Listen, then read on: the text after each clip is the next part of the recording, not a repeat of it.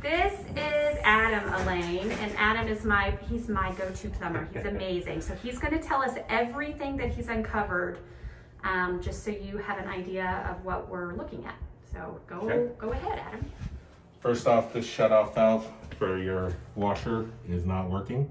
It's actually leaking down into the crawl space with about a drip every second. I noticed that when I was going to look for the main shutoff valve for the house. So we'll go downstairs and take a look at everything down there.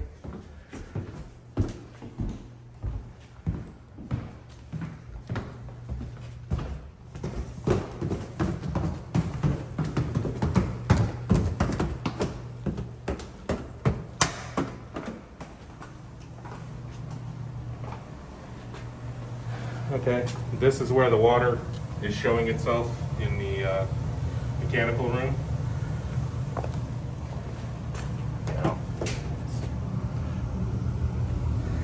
So what's been leaking is your temperature and pressure relief valve, and it looks like it's been somewhat tried to be addressed because all this piping right here is pointing over to the drain, but they didn't do a great job of it. The heat ended up breaking this right here. This valve is telling you there's a problem. This needs to be replaced. The valve started popping off because this tank failed, which is your expansion tank.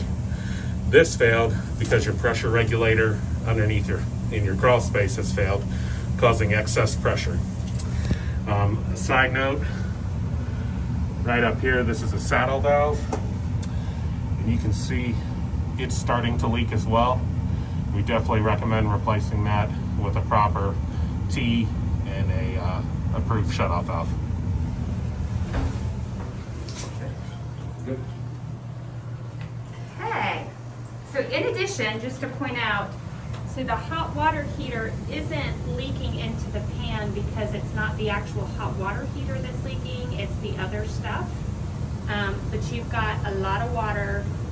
It's definitely moving up into your drywall on that side, and it's underneath all of the flooring that you have both in the bathroom and at least that other bedroom, which explains why there was water coming up through the floor, even in the carpet. So this has been like an ongoing issue. This is not something that's just happened. My feeling is that, you can see the water just seeping up. My feeling is that your property management company, when they addressed this issue a year and a half ago, they didn't address the actual issue. And so the problem has continued, and unfortunately, it's causing all of this flooring. I mean, there's just wetness coming up from everywhere. You've actually got mold growth. I mean, yucky mold growth happening here. And you can see the water under. It's kind of hard to get an angle, but you can see the water just coming up. Right over here, where the shingles popped off. Yeah, so there's just water. I mean, there's just standing water back there. So anyway, so talking to Adam, Adam is highly recommending that we get a restoration company in here so they can dry all of this out, figure out what can be salvaged, what needs to be replaced. Yeah, what else can you say, Adam? Anything else? That's it. I mean, the water heater is 10 years old.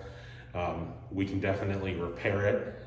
If you were keeping the property, I would definitely recommend replacing it. And there are signs of rust already showing on the hot water heater? Around the vent and the cold water inlet. And so from my perspective as a real estate agent, that's something that we're going to run into with a home inspection.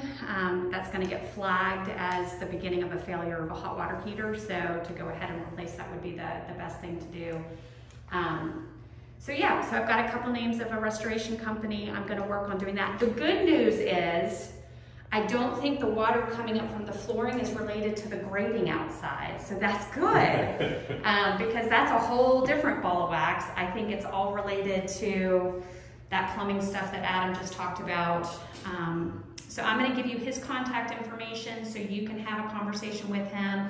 He's gonna write all of this up, and then we'll figure out how you wanna move forward. Sounds good. Okay, thanks Elaine.